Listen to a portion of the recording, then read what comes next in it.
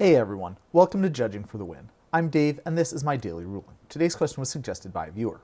Amy discards down to her hand size, triggering her monument to endurance. She chooses to draw a card. This will of course mean that she'll have to discard again. Can she choose to draw with Monument of Endurance again with this second trigger? So, to see why anyone would even think this should work, let's review a little bit about how the cleanup step works.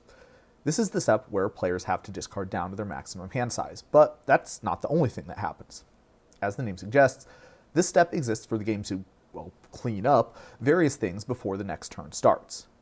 So, as you can see here, the first thing that happens is for the active player to discard down to their maximum hand size. Then, all this turn effects end. Then, any triggered abilities that have triggered will be put onto the stack. So the official sequence for the scenario that we're considering would look like this. Amy enters the cleanup step with 8 cards in hand.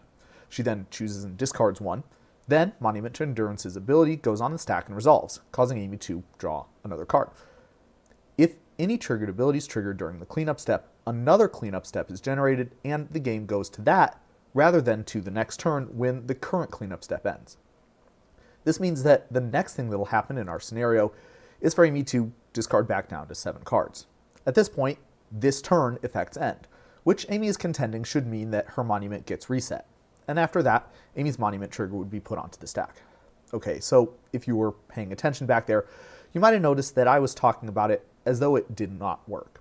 And I'll grant that this certainly does seem promising, and if you're Amy, it's easy to squint your eyes hard enough to convince yourself that it should work. Unfortunately, my opinion is that it doesn't. And effect is something that happens in the game as the result of a spell or ability. Not being able to pick a specific mode is not something that happens as a result of this ability resolving.